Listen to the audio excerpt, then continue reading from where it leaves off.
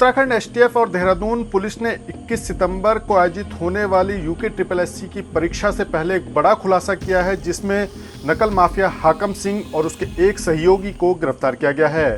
हाकम सिंह पहले ही नकल माफिया के तौर पर विख्यात है और इस वक्त जमानत पर रिहा है। एसटीएफ उत्तराखंड और एसएसपी देहरादून ने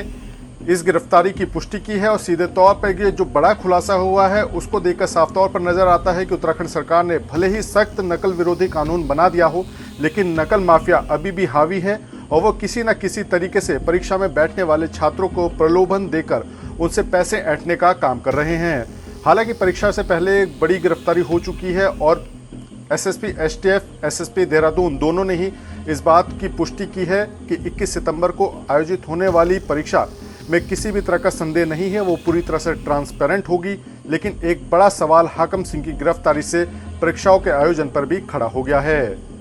अजीत काम्बोज, उत्तराखंड न्यूज, देहरादून। जैसा कि आप लोग विदित हैं कि कल स्नातक स्तरीय परीक्षा यूके SSSC द्वारा आयोजित की जा रही है और इसमें जो सख्त नकल अध्यादेश माननीय मुख्यमंत्री जी द्वारा लाया गया था 2023 में, उसके बाद से सभी परीक्षाओं की शुचिता और उसकी निगरानी का टास्क एसटीएफ को दिया गया था, साथ ही इंटेलिजेंस एजेंसीज को और सभी जिला पुलिस के को निर्देश जारी थे कि इसमें जो है कभी भी जब भी कोई परीक्षा ऐसी आयोजित होगी तो जो पूर्व में इस तरह से लोग परीक्षाओं की जो नकलों में शामिल रहे हैं, ऐसे गैंग शामिल रहे हैं या ऐसे छात्र जो कहीं ना कहीं इस परीक्षाओं में कहीं लिप्त रहे हों, उन पर निगरानी रखी जाए। तो उसके लिए जहाँ पर स्पेशल टीम जो साइबर कमांडो ट्रेनिंग वाले हैं वो भी निगरानी रखते हैं, साथ ही साथ एसटीएफ की जो टीम रहती है और जो भी इनपुट प्राप्त होते हैं उस पर लगातार पुलिस निगरानी करके उसमें एक्शन करती है। अभी तक जो भी सूचना आई थी उसको सभी को हम वेरीफाई भी करते हैं। इसी तरह की एक सूचना 2 दिन पूर्व जो है प्राप्त हुई थी, जिस सूचना पर यह बात बताई गई थी कि कुछ छात्रों में जो है 12 से 15 लाख रुपए लेकर परीक्षा में पास कराने की बात चल रही है। इसके आधार पर एक संयुक्त टीम देहरादून पुलिस और एसटीएफ की बनाई गई थी।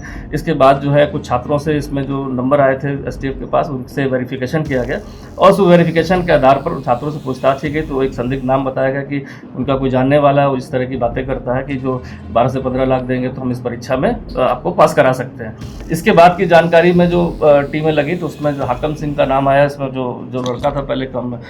पंकज गौड़ से पूछताछ हुई। पूछताछ उसने बताया कि वो हाकम सिंह के पुराना जानने वाला है और इस कारण से उससे बात करी थी। और हमारे पास अभी वर्तमान में कोई ऐसी चीज़ नहीं, लेकिन जब ऐसे छात्र दिखे उसको इंटरेस्टेड कि कहीं उनको बरगला कर उनसे कुछ पैसे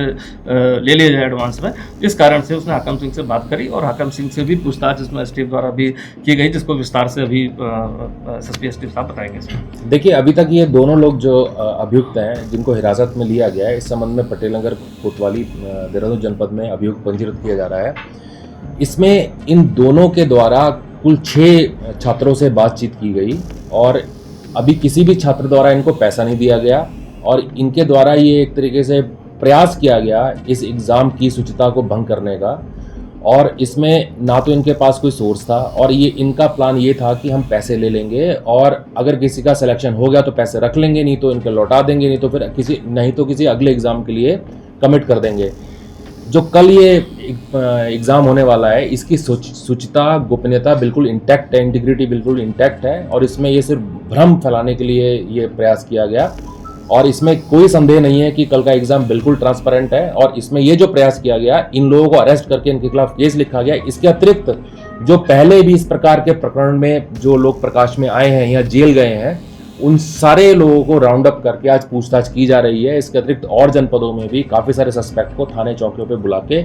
एसटीएफ द्वारा, जनपद पुलिस द्वारा पूछताछ की जा रही है। इसमें ये पंकज गौड़ ने जो 6 छात्रों को फ़ोन किया, ये